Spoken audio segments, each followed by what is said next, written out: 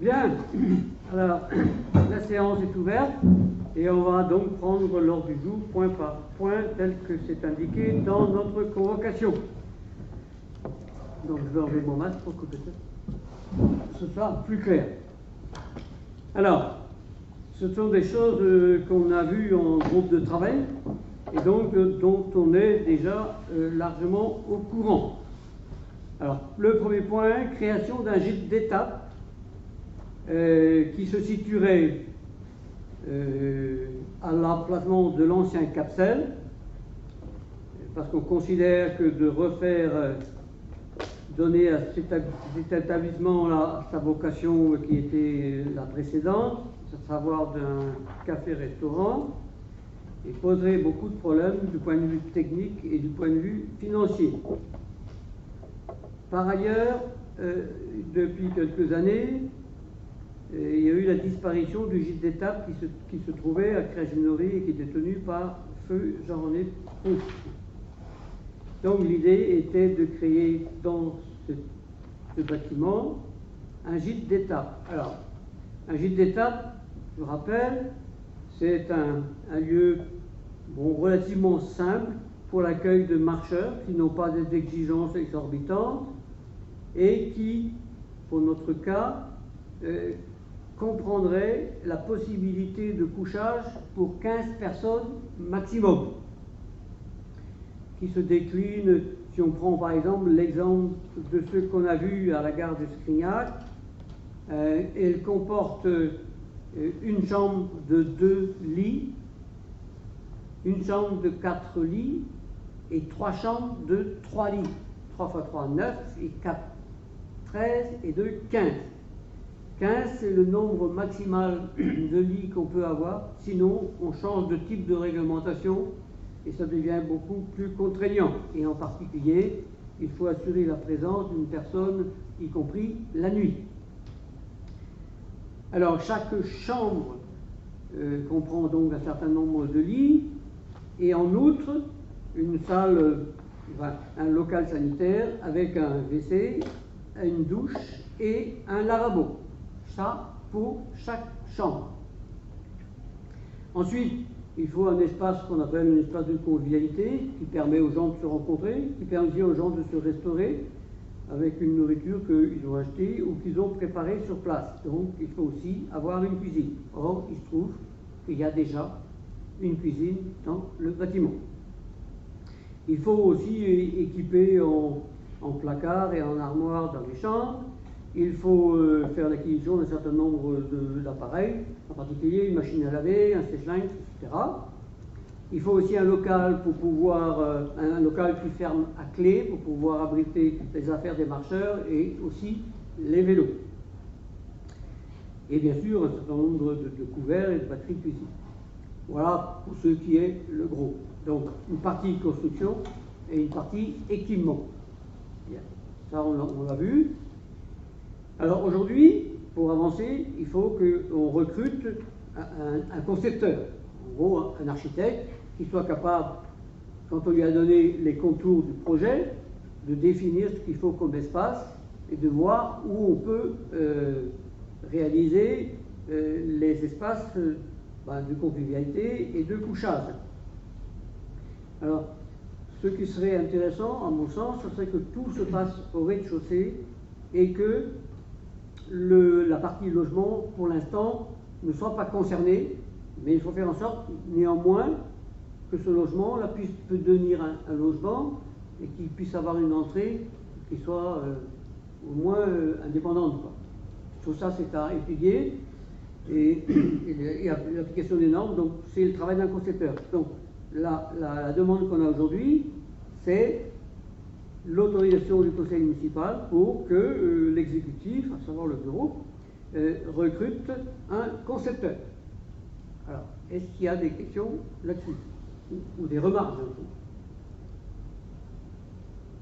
Il faut concepteur aussi pour concevoir le projet, mais pour avoir une estimation financière plus proche de la vérité.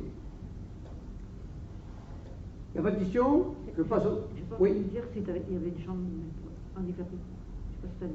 Alors il faut, Oui, oui, mais comme l'intérêt, enfin, ce que j'imagine moi, il faudrait que toutes les chambres se trouvent au rez-de-chaussée. Du coup, on répond à ta question. Mais c'est vrai, il faut qu'il y ait au moins une chambre qui soit accessible, ce qu'on dit au PMR, c'est-à-dire aux personnes à mobilité réduite. Mais l'idéal, c'est qu'elles le soient toutes. Si on en a en tout cas la possibilité et que les locaux nous laissent la possibilité. Pas d'autres questions? Est-ce qu'il y a quelqu'un qui s'oppose? Quelqu'un s'abstient? D'accord.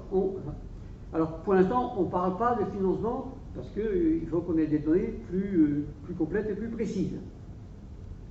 Alors, le point suivant, en fait, il n'apparaît pas sur la convocation, c'est surtout un rappel, et il s'agit de la maison Kemener, dont on a parlé à plusieurs reprises, et c'était juste pour dire, et pour enseigner, que l'appel à candidature pour les travaux allait être lancé dès lundi. Et donc je rappelle que cette maison-là pourrait avoir une grande pièce commune et 3 chambres, une salle de bain bien entendu, et on essaye d'utiliser autant que faire se peut des matériaux biosourcés. À titre d'exemple, une isolation au rez-de-chaussée qui serait fait en chambre et chaud, un chauffage qui serait réalisé grâce à un poêle à pelet, et puis des isolations, en particulier de l'isolation du grenier perdu, avec des flocons par exemple biosourcés aussi. Et il y a déjà une famille qui est intéressée par ce logement.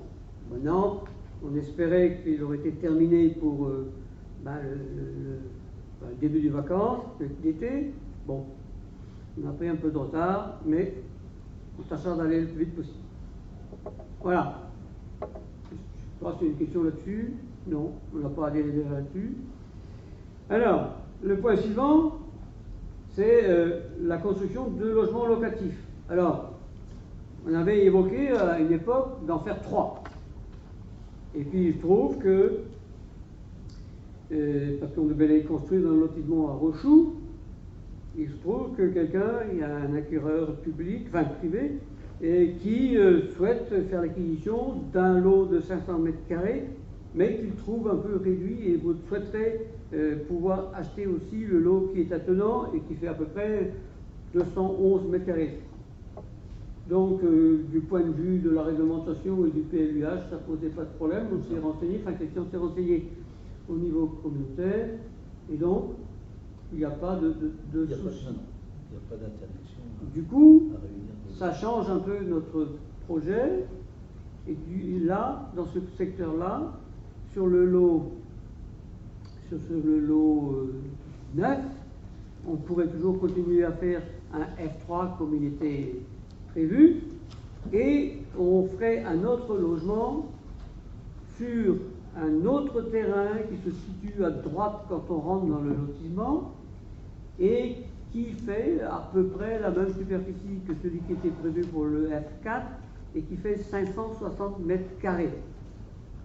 Et dans celui-là, on avait parlé de faire un F4. Or, il se trouve qu'il y a une famille qui cherche à se loger et qui est une famille qui aura 3 enfants, parce qu'il y a déjà 2 et un autre doit venir pour la fin de l'été, donc cette famille est intéressée. Donc on propose de faire un F5 dans le lot numéro 12 et qui fait 552 mètres carrés.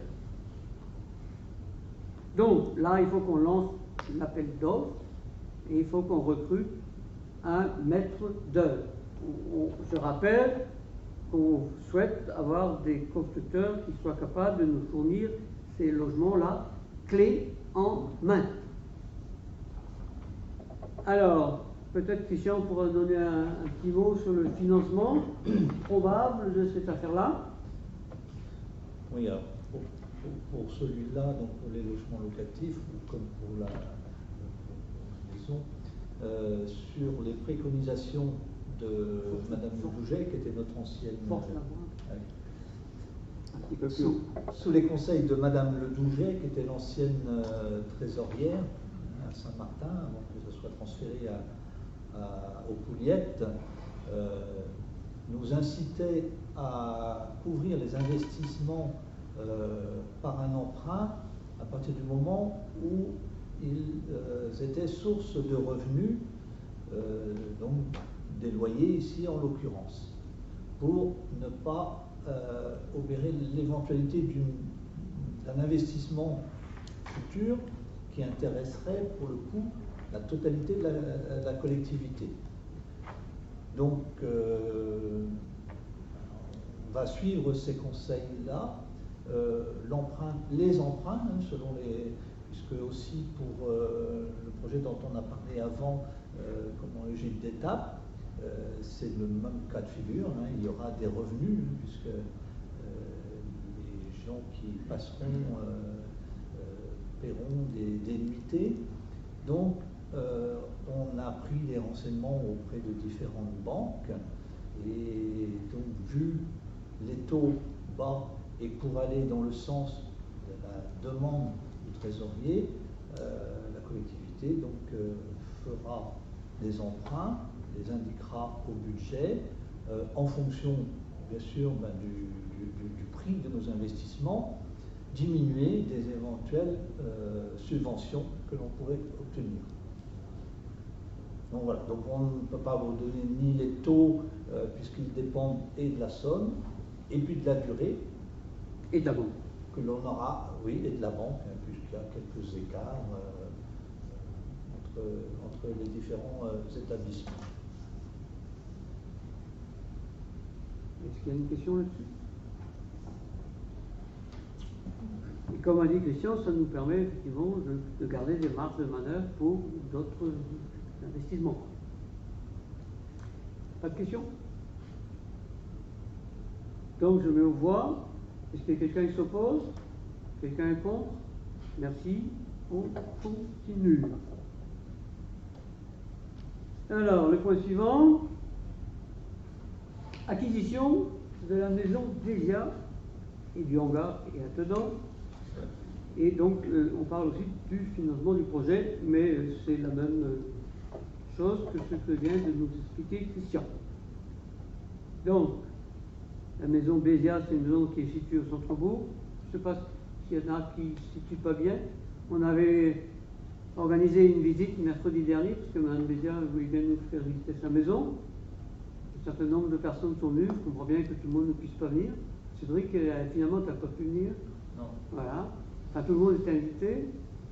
Et donc, un certain nombre de personnes sont venues, dont Nathalie, et qui, ma foi, avait l'air assez enthousiaste. Ouais, c'est une belle maison, ouais. Sylvain aussi. Sylvain aussi. Ah, oui.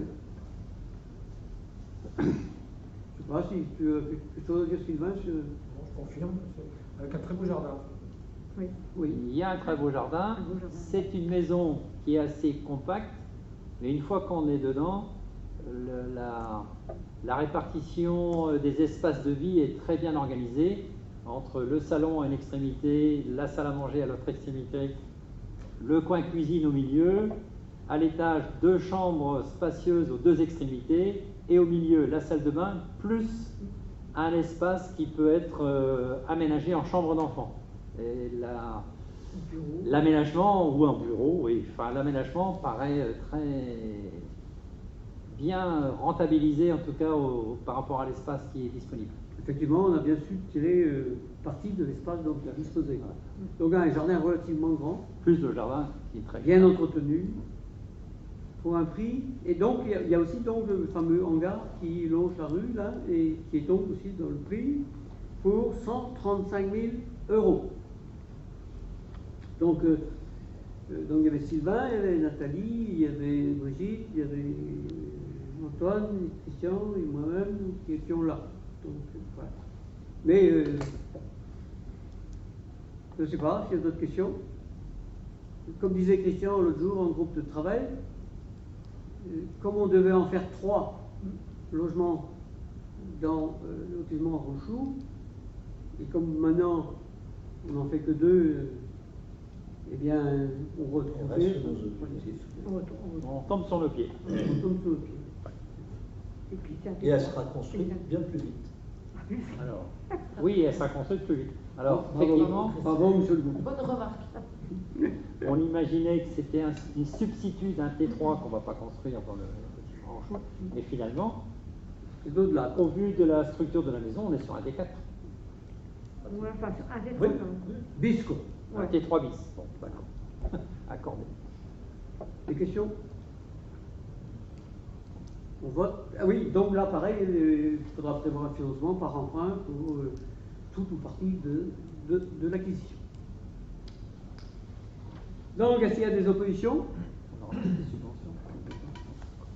Et des abstentions? Bon, d'accord, donc on va commencer la procédure d'achat. Voilà. Après, le point suivant, construction d'un café-restaurant et recrutement d'un concepteur. Donc oui, on vient de dire tout à l'heure, le capsule tel qu'il était, il nous semble difficile à être remis dans sa version originelle.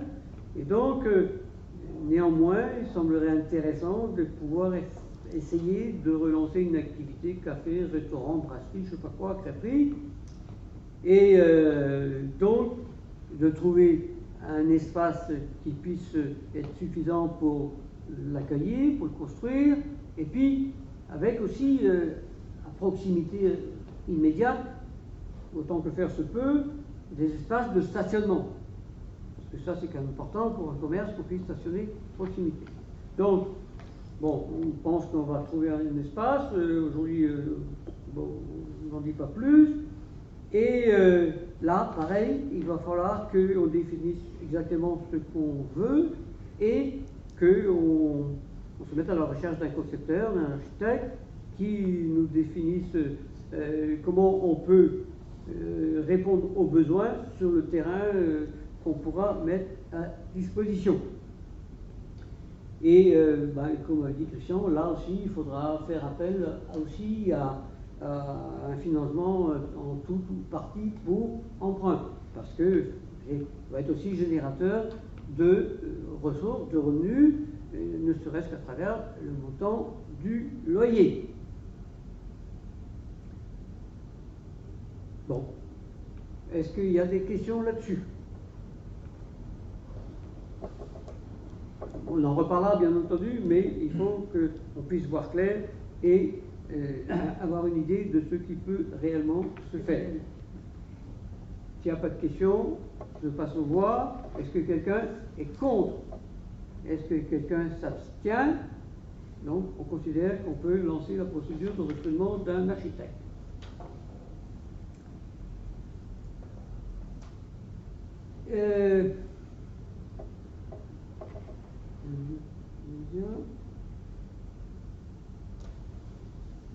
Alors, je crois que j'avais autre chose.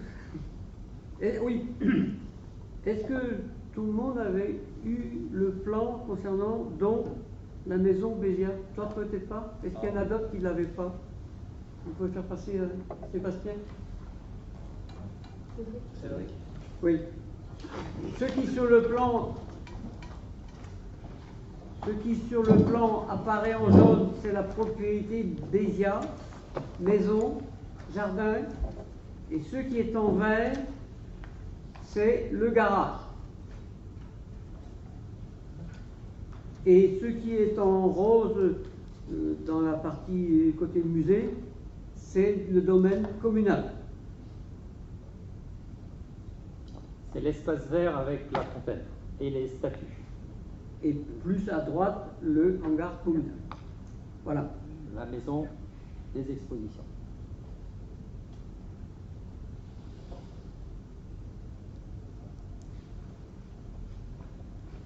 Tu te retrouves là-dessus? Ouais, je me retrouve, ouais.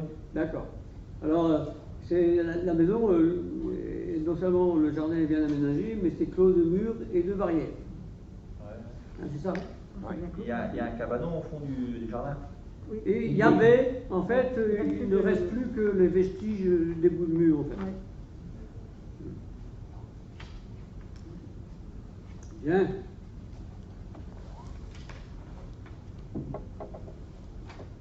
Alors, un point qui est juste au niveau informatif, c'est il est question du logement de Tiblaze, donc le logement attenant au musée du Loup, d'où son nom d'ailleurs. Et donc, après quelques petits aménagements, quelques petites rectifications, va être remis à la location. Donc, il faut surtout, ce qu'on n'avait peut-être pas bien perçu, il faudrait mettre des rideaux occultants sur les fenêtres des chambres, les fenêtres de toit, ce qu'il est communément appelé les Velux. Donc ça, on n'avait pas pensé. On s'est aperçu aussi qu'il y avait une fuite, c'est Antoine qui a vu ça, et que en fait la fuite venait d'une fuite sournoise qui se produisait dans un des voiteurs. Donc cette cuvette-là, on va aussi la remplacer. Et sinon, il reste quelques petites retouches de peinture et un revêtement de sol en parquet flottant, ce qui fera un beau logement et loin d'être insalubre. Donc c'est par information. Et alors là, ben, c'est pas impossible qu'il y ait déjà un locataire qui soit intéressé. Tant que les choses ne sont pas faites, je n'affirme jamais rien. Voilà. Je crois que j'ai fait le point sur les gros dossiers de construction et qui va bien nous occuper pendant plus d'1 an. Alors, le point suivant, il s'agit de ce qu'on appelle France Service Mobile ou bien France Service Itinérant. C'est quelque chose qui va se faire surtout en zone rurale, parce que les dirigeants nationaux sont aperçus qu'on a fermé beaucoup de services, perception, poste par endroit, le tribunal le tribunal de grande instance qui était localisé à Morlaix est parti à Brest. Tout ça, ça met les services loin de chaque citoyen.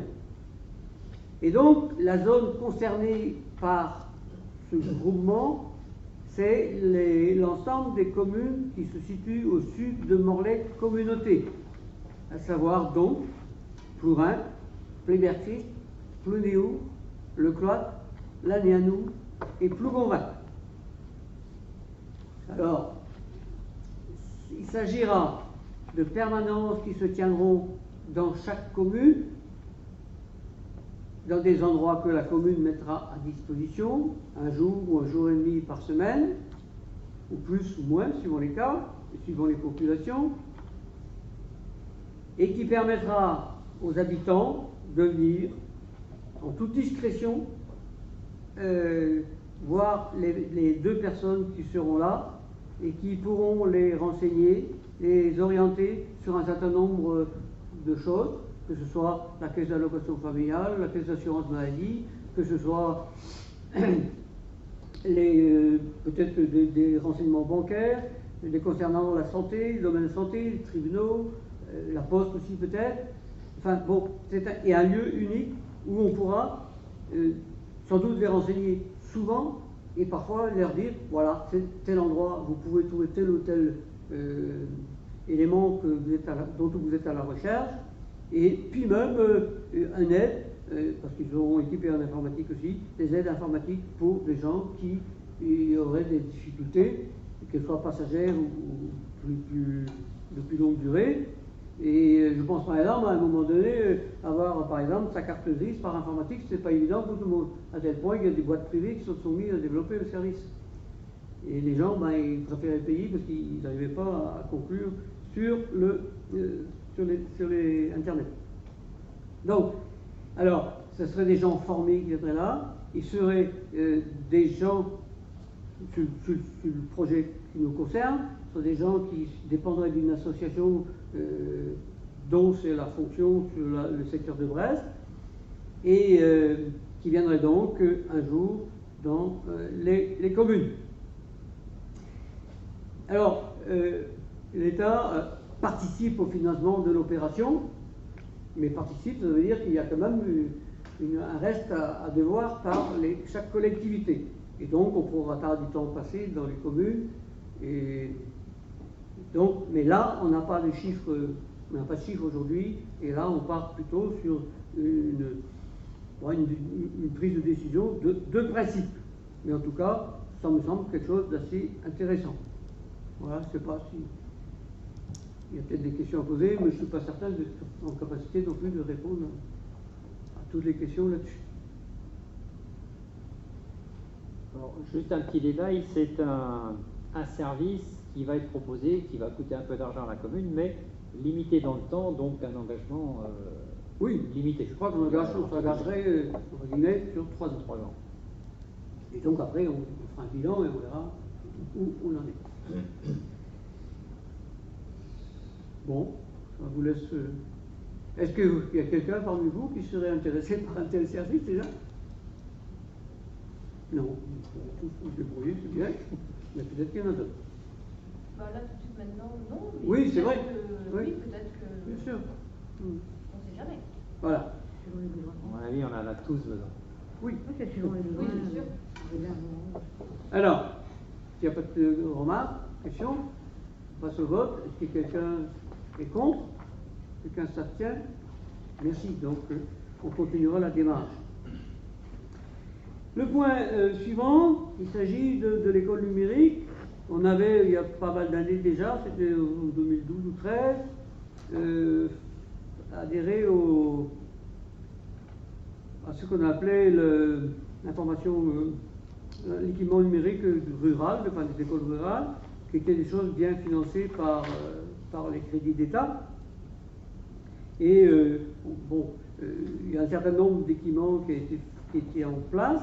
Il y a eu une autre dotation en 2019. On a rencontré les enseignants, Brigitte et moi, et donc on a fait le point sur ce qui existait.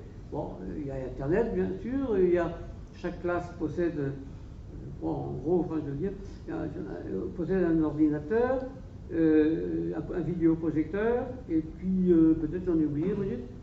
Non. Et il reste bien sûr des choses qui pourraient apporter quelque chose de plus intéressant dans l'école. Et donc, les enseignants ont établi une proposition qui se décline en 2 volets. Un volet matériel, surtout, équipement, et un volet ressources numériques. Alors, ce qui nous semblait le plus intéressant et qu'elles ont bien sûr apprécié, c'est au moins l'installation de tablettes, de quoi en nombre suffisant pour qu'une classe puisse avoir ce qu'il convient comme nombre de tablettes. Et ensuite, il faut des casques, il faut des étuis de protection, enfin bon, etc. Et un certain nombre de matériel. Et il y en aurait donc pour... Mais c'est une estimation, et maintenant on va bien sûr demander des devis complémentaires, une estimation de 6 202 €, mais subventionné par l'État à hauteur de 70%. Donc, si le prix était celui-là, mais il n'est pas impossible que ce soit inférieur, hein, ça on va discuter, le reste à charge pour la collectivité serait de 1860. Et si on prend la totalité du matériel que l'école sollicite, mais on a vu avec elle qu'il y avait un certain nombre de choses qu'on pouvait différer ou ne pas prendre. Hein, c'est bien ça. Voilà. Pour la partie ressources, pour les ressources, il s'agit essentiellement de logiciels, d'applications payantes et de coûts de maintenance, et pour un total donc de 556 € qui seraient subventionnés non plus à hauteur de 70%, mais de 50%. Dans la limite de 20 € par élève du primaire, donc 20 € par élève, la moitié pris en charge par l'État. Donc ça ferait, si on prend la totalité de la demande, ça ferait un reste à réaliser à la commune de 278 €. Donc 180,60 d'un côté et 278 de l'autre côté. Bon, mais bon, à affiner, peut-être quelques appareils en moins et peut-être des devis qui font qu'on puisse avoir du matériel dans de qualité comparable, bien des prix. Là, c'est une estimation qui a été faite. Je pense que c'était faite par la conseillère pédagogique en charge de ces dossiers-là auprès de l'inspecteur départemental. Est-ce que quelqu'un veut une explication complémentaire là-dessus? Des remarques? Bon, on va vers là, il faut y aller, quoi. Donc, je mets au voix, alors. Est-ce que quelqu'un est contre? Quelqu'un s'abstient? Bon. Donc, on précisera ça lors du budget. Parce que de toute façon, ça sera acquis surtout pour la rentrée de septembre 2021. Bon. Alors, le point suivant. Ah oui, personnel communal. Moi, je suggère qu'on enlève le E à communal. Enfin, c'est pas grave. Et on a 2 points à voir là. On avait parlé de ça en groupe. On pourrait appeler ça en commission. C'est le cas de stagiaires qui parfois demandent, dans le cadre de leur cursus scolaire, que ce soit au niveau des collèges ou après pour des formations, ou des gens qui font des formations effectivement, ou bien qui suivent des cours dans certains organismes, et il y a des demandes pour que les jeunes puissent faire un stage d'une semaine, 15 jours dans les collectivités ou dans les entreprises. C'est toujours compliqué. Ceux qui ont été confrontés à ça, ils savent que c'est difficile de trouver des stages. C'est pas simple. N'est-ce pas, Solène? Et souvent, mais on n'en a pas souvent, mais la plupart du temps, c'est quand même des gens qui sont qu'on met dans les services techniques, quoi, qui donnent un coup de main. Alors, certains sont efficaces, apportent une aide non négligeable, et bon, d'autres moins, enfin, ça dépend de la motivation, et puis bon, certains se rendent compte, ça aussi c'est un intérêt du stage, et ma foi, ce type de métier, il ne me plaît pas trop, d'autres sont intéressés, oui, je ferais bien faire ce métier si c'était pour conduire un engin, mais si c'est pour gratter des parterres, ça les fait, enfin, bon, il y a un tas de... En tout cas, ils sont obligés de faire, et donc on en arrivait qu'on en ait pris pas beaucoup, et peut-être qu'il y aura d'autres demandes, bien entendu. Et bon, on réserve aussi quand même plutôt pour les gens de la commune, parce que c'est compliqué de trouver des entreprises dans la commune du Cloître aussi qui puissent les accueillir. Et donc, on s'était dit peut-être qu'on pourrait leur donner une petite gratification, ce qui n'est pas une obligation. Hein. Bon, ça devient une obligation quand les gens sont stagiaires dans 4 mois. Au bout de 4 mois et qui fournissent un réel travail aussi, quoi. Et souvent dans des domaines quand même plus pointus que ça. Et donc, bon, petite implication financière. Et donc, ce que je proposais, c'est de leur donner au maximum, et ce sera toujours en fonction de l'implication qu'ils auront mis, de l'apport qu'ils auront pu apporter, de 6 heures au SMIC par semaine. C'est pas énorme, enfin bon, qui en breton dit on voit d'habitude. Hein? Et au maximum. Bon, après on verra si c'est pas suffisant, enfin, il faudra évoluer avec le temps, enfin bon, voilà. Est-ce que quelqu'un veut s'exprimer là-dessus? Non? Bon, on commence comme ça et on fera le point par la suite. Donc, est-ce que quelqu'un est contre? Quelqu'un s'abstient? Je vous remercie. Alors, le deuxième point, donc, concernant toujours le personnel communal technique. Alors, on avait jusqu'à, ça fait un an, jusqu'à fin février dernier, fin février 2022, 2 employés communaux qui travaillaient dans les services techniques. Alors, il se trouve que l'un d'entre eux est allé en retraite, donc il n'en reste plus qu'un. Alors, guider des gens, souvent se fait dire, pour remplacer et puis avoir une deuxième personne. Simplement, il se trouve que, au courant du mandat passé, il y a eu un certain nombre de transferts de la commune, des communes, vers Morlaix Communauté. Vous avez remarqué tous que la compétence eau a été transférée à Morlaix Communauté. Et donc les travaux liés et le temps qu'on passe au service de l'eau. C'est la même chose pour le service assainissement. Il y a d'autres occupations qui ont été supprimées. Jusqu'à il y a 2-3 ans, les employés communaux étaient chargés des travaux dans le cimetière. Et par ces travaux-là, j'entends les creusements de fosses, les ouvertures de caveaux, les mises en relique, l'entretien ils font toujours. Or, depuis 2 ans, 3 ans,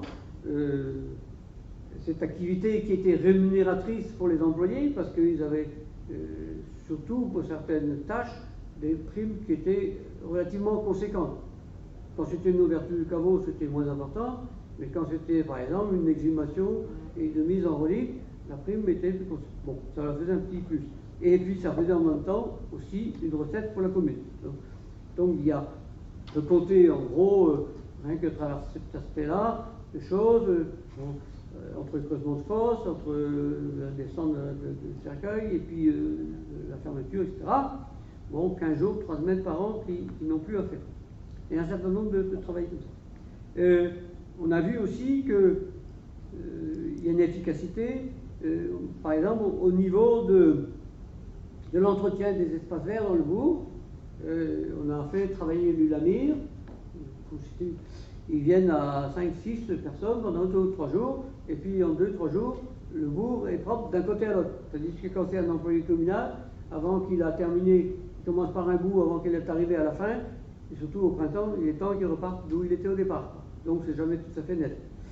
Donc l'ULAMIR n'interviendra plus parce qu'ils considèrent que c'est loin, qu'ils ont beaucoup de travail, qu'ils sont pris sur les sentiers, ils sont pris sur le nettoyage de rivières aussi. Pourtant c'était une belle équipe, une très belle équipe, avec une efficacité qui était remarquable. Et donc, maintenant, on va se rapprocher. Parce que c'était une amie, comme ça va être maintenant aussi le cas, ce sont des ateliers d'insertion, donc des gens en recherche d'emploi ou avec des problèmes, etc. Donc, il y a un aspect social qui n'est pas inintéressant de développer. Donc, on verra avec ce type d'entreprise sur le secteur de Morlaix. Bon, enfin, un certain nombre de choses qu'on ne fait plus, et depuis le mandat dernier non plus, aussi, plutôt, le fauchage de l'herbe au bord des routes est assuré en grande partie par le syndicat de voirie du canton. Du coup, on considère qu'il n'y a pas la nécessité absolue, et en tout cas pas immédiate, de recruter un nouvel employé, mais il en reste néanmoins qu'il y a des moments où un seul, c'est compliqué. Je prends un exemple qui saute à l'esprit de tout le monde, bien entendu. Quand il y a un qui conduit le tractopelle et qui vide les fossés, par exemple, et qu'il faut enlever la terre des fossés avec la remorque et le tracteur, on ne peut pas faire les deux. Donc il y a des moments où il est intéressant d'avoir un sur le tractopelle, par exemple, et l'autre sur le tracteur. Donc, ce que je propose, c'est qu'on crée un poste, pas à temps complet, loin s'en faut, on en a parlé avec Christian, ça serait un poste qui serait pour 1 heure par semaine. Une journée. Ah oui, une journée par semaine, et donc, une cinquantaine de jours, et puis, quand il y aurait peut-être un peu plus de presse, etc., avoir quelques jours complémentaires, ce qui arriverait en gros à l'équivalent de mois de travail dans l'année. Donc, ça nous permet peut-être de régler un peu le problème, de rester dans nos capacités financières, qui auraient été plus importantes, il faut bien le dire, si il n'y avait pas eu 2 emplois permanents non plus en mairie, ce qui n'était pas le cas avant. Mais c'est comme ça, et on bien au boulot. Et donc, voilà ce que je propose. Donc, création de ce poste, hein, c'est comme ça qu'il faut dire, et donc de recruter quelqu'un, mais ça dépend, quand le poste est créé, ça dépend de l'autorité du maire. Mais bon, on en parlera avant de recruter. Voilà. J'ai été complet. Est-ce que vous avez des questions? Donc j'ai été complet. Donc on peut passer au vote. Est-ce que quelqu'un s'oppose? Quelqu'un s'abstient? Merci. Bon, on a fait à peu près le tour. Alors, il y a quand même, je tourne la page, une demande de subvention de la ludothèque buissonnière. Je ne sais pas si vous vous rappelez, en fin d'année 2020, on avait dû délibérer pour la demande de 2020 justement. Et donc celle-ci c'est pour 2021. Alors, il ne faut pas toujours rappeler non plus ce que c'était. C'est une association avec une permanente qui n'est pas à temps plein. Elle est en gros, je crois que vous voyez tout le document, c'était 73%, mettons 3/4 temps. Et donc, qui vient dans les communes, qui vient dans les écoles, donc qui consacre ici, pour l'exemple précis de la commune, 10 heures pour l'école et 10 heures pour les habitants. Et pour les habitants, c'est bien ici avec des jeux, et ça se passe dans la salle ici d'ailleurs, et donc les gens peuvent venir, et, bon, c'est souvent des familles, et donc elle peut mettre à disposition pendant un certain temps des jeux que les gens peuvent apporter chez eux. Et à l'école, elle intervient aussi un peu dans le même cadre. Donc, ça fait 10 et 10 heures, 20 heures pour la commune quand même. Et donc, la demande de financement est de 319 €.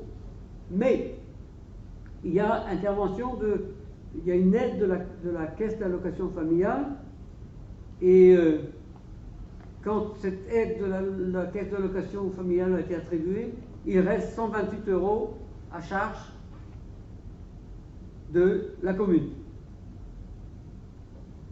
128 € à charge de la commune. Oui.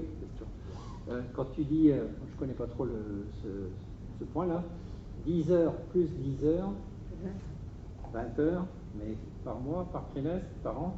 Par an. Et les jours, enfin les heures, sont planifiées déjà, on sait quand elles vont venir, enfin. Oui, C'est plus des questions basiques. Parce oui, c'est quelques heures par trimestre, hein, oui. Ramener au coût horaire, c'est pas cher, c'est qu'il reste. Mais c'est vrai. Quand on ne connaît pas. Oui. Ok. Ouais, c'est une association qui est basée à Pugno et qui rayonne sur pas mal d'écoles. Pas d'autres questions? On vote? Pas d'opposition? Pas d'abstention? Merci. Voilà. Et on a presque terminé. La convention avec EOL, c'est ça, hein, c'est dans l'ordre. EOL, c'est l'agence locale morlaisienne de l'énergie.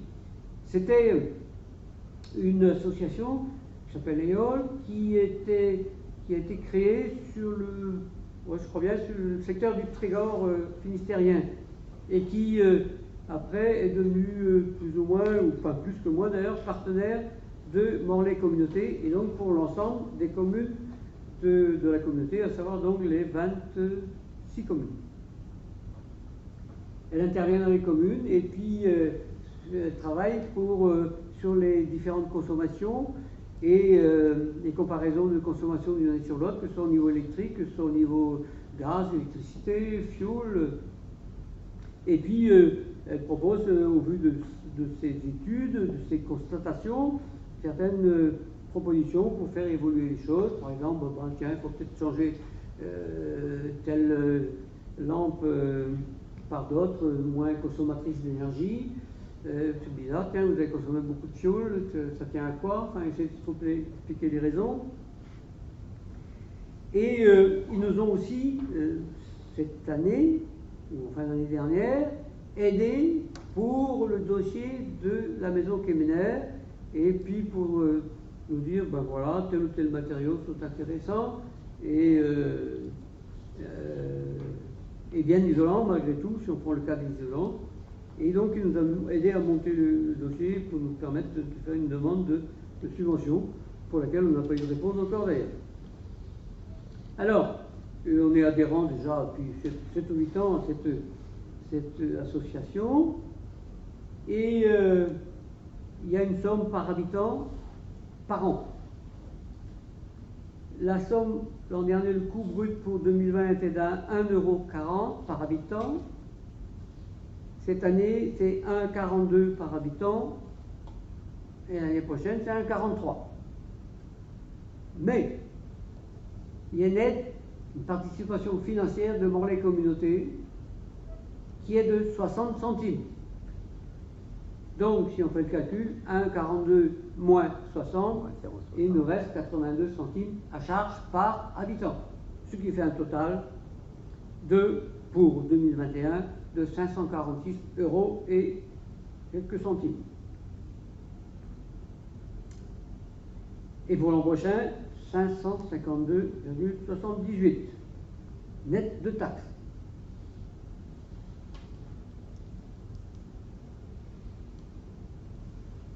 Et on aura besoin de leur service dans les temps à venir parce que le chauffage de l'école peut nous poser des problèmes. Mais c'est un autre dossier et qui sera un gros dossier à traiter. Est-ce qu'il y a des questions? Des commentaires? Des éclaircissements? On passe au vote alors. Est-ce que quelqu'un est contre? Qui s'abstient? Merci. Alors, le dernier point, ah oui, c'était l'interrogation de Kevin, fort justifié d'ailleurs. C'est Christian qui va nous parler de ça. Il s'agit du lotissement à Rochou. Alors, c'est une régularisation, la délibération qui est demandée aujourd'hui. Le lotissement à Rochou a fait l'objet d'une délibération en 2013 pour fixer les tarifs à destination donc, du notaire, tarif qui était donc de 22 € hors taxe, plus TVA, qui donnait donc un TTC, et une liste donc de 13 lots, et pour lesquels les lots 8 et 9 avaient été donc réservés pour des logements sociaux du logis breton. HLM. Et dans ce cadre-là, la commune cède gratuitement les terrains au bailleur social. Ce qui fait que dans la délibération de 2013, il n'a pas été noté le prix TTC de ces deux lots. Et donc là, puisqu'on vous a dit tout à l'heure, on avait un compromis de vente pour un lot plus un des deux lots réservés par le logis breton, le 7, le lot 8. Bien, le notaire nous demande tout simplement de confirmer le prix de vente, au même tarif que celui des autres, 22 € plus la. Donc 25 €. 25 € pratiquement. TTC. Voilà. Ce qui fait donc pour ce terrain-là, en l'occurrence, 5 214 € TTC. Ça, c'est une demande. C'est pas un nouveau tarif, c'était juste que puisqu'on ne le vendait pas, on ne l'avait pas indiqué dans la délibération d'origine. C'est plus une opération d'écriture. Oui. Je ne vois pas comment, pourquoi on a dû calculer ça. Bon, bon. Par rapport à ce lotissement, là, hier j'étais content, j'étais chez le notaire, j'ai signé 2 compromis de vente. Si je retourne une autre fois comme ça, ce serait bien, quoi. Mais bon, c'est pas sûr. C'est que des compromis non plus, mais. Donc, pour les lots, il faut les qu'on- citer ou pas? Pardon? Il peut citer les lots qui sont concernés par les 2 compromis de vente. Oui, donc un lot d'ailleurs qui a déjà eu son permis de construire, donc qui est le lot, le lot numéro, le lot numéro 3, et donc le lot numéro 7 et 8, quoi. Ouais, d'accord. Voilà. Et, ah oui, avant de dire un petit point d'information, il y a aussi la création de la commission culture. Donc, la Brigitte, qui serait responsable de la commission culture. On avait parlé des candidats, plus ou moins forcés du reste. Alors, vas-y. Donc, toi, Nathalie, il n'est Ah. pas là. Jean-Christophe, oui, je Christophe. pense qu'il serait d'accord aussi. Mélanie, Karl. Ah, il est nombreux. Et Carl et Lisier. Ouais, Bon, c'est pas grave. Il a répondu toi? oui, plutôt non. Plutôt nous, ouais, je vous aime. Bon. On part comme ça, et donc ça empêchera qu'on puisse adjoindre d'autres. Bon. Pas de regret, Sylvain? Non. Non. D'accord. Bien. Donc ça c'est fait. Et puis, juste une information, j'ai rencontré Florent Idiard, qui est quelqu'un de la société IUL, qui est une société de Saint-Brieuc, et qui est la société qui espère pouvoir implanter des éoliennes dans le secteur du Bouillard. Voilà. Et alors, aujourd'hui, il rappelle aux gens que, ma foi, le projet n'est pas abandonné et qu'il continue le travail. Et donc, qu'il y a d'ailleurs des opérations de bornage qui ont été faites, hein, à laquelle j'ai participé, Cédric, à laquelle j'ai participé aussi parce qu'il y avait une limite communale, enfin de la route en particulier. Et donc, bon, l'affaire avance. Mais simplement, les procédures administratives sont tellement longues que même si il y a un accord positif enfin, on est dans notre première année de mandat. À la fin de l'année, la dernière année du mandat, on verra sans doute pas encore le début de la construction des éoliennes, quoi. Alors, l'autre point, c'est que aujourd'hui, ils vont installer un mât, mais qui n'est pas une éolienne, qui est un mât, enfin, il y a une photo, mais on ne verra rien, qui va être là, à titre provisoire, un an et demi, pour faire des mesures du vent et du gisement du vent. Donc, à l'extrémité de ce mât, là, il y aura des anémomètres, des girouettes, des prises de température, afin qu'ils sachent si le gisement éolien est suffisant pour pouvoir faire fonctionner leur machine.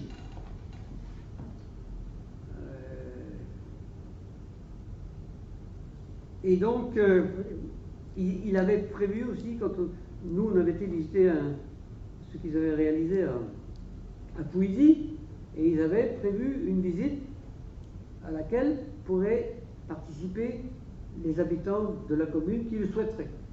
Mais bon, à cause de la pandémie, ils ne peuvent pas, mais il tient toujours à son idée et que ça pourrait quand même se faire. On était allé un certain nombre, mais avec Christian est venu, je crois, Antoine aussi. Et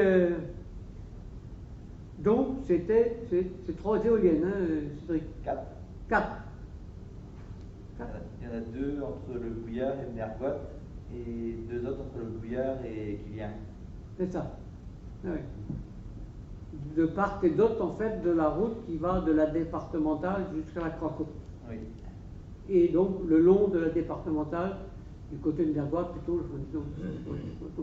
Et donc, ce mât-là serait situé dans une parcelle qui est quasiment en face de la route qui va au Nergotte. Donc, quand les gens vont voir ça, tiens, encore une antenne téléphonique. Non, c'est quelque chose, un instrument de mesure pour faire des calculs, enfin, pour mesurer et faire des calculs, pour voir si effectivement, comme j'ai dit, le gisement éolien est suffisant et qu'il est là le temps de ces mesures. 1 an, 1 an et demi, c'est pas trop bien. Mais c'est pas quelque chose qui va rester. Voilà. Et donc, si les éoliennes fonctionnaient, ça permettrait de produire 4 millions de kilowatts par an, soit la consommation annuelle électrique d'environ 1100 personnes, chauffage inclus. Bon, c'est des éléments qu'ils nous avaient déjà donnés lorsqu'il y avait eu fin 2019 une réunion qui s'était tenue ici dans la salle, qui avait été organisée essentiellement par la société IEL, mais aussi par Morlaix Communauté. Et c'était Cédric avait été, je ne sais pas si les autres, Christian, tu es là aussi Christian, ah non, enfin oui, Christian Martin. Ah oui, oui, oui.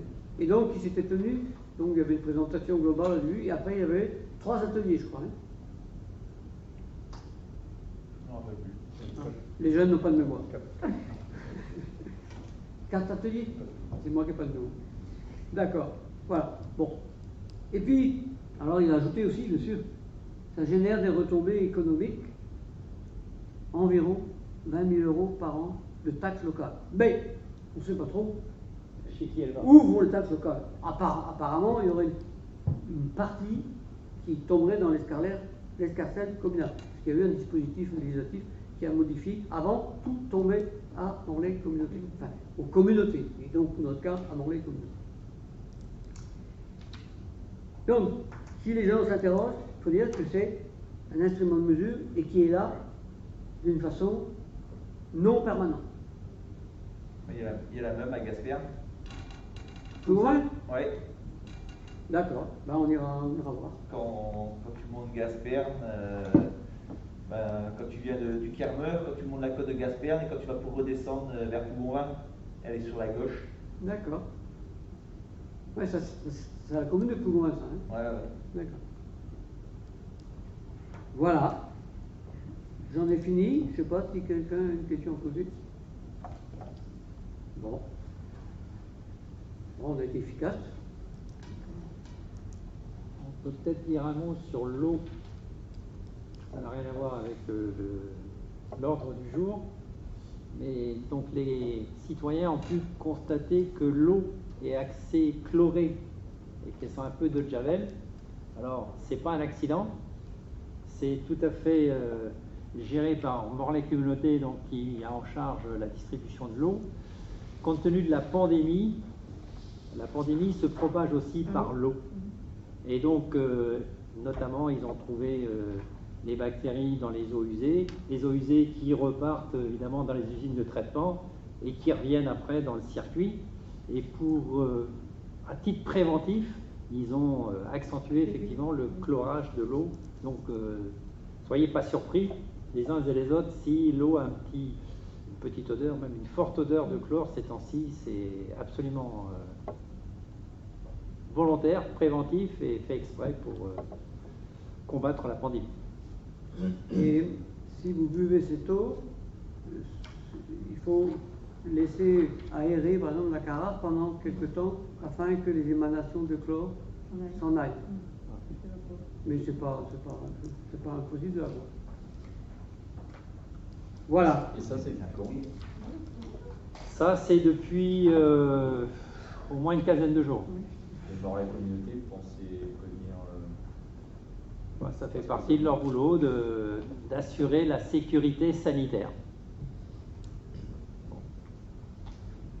un petit message aussi. Oui. Moi, j'ai posé la question parce qu'effectivement, je me suis aperçu à la maison que Oui. ça sentait. Et voilà la réponse que j'ai. Un petit courrier, ça aurait été bien.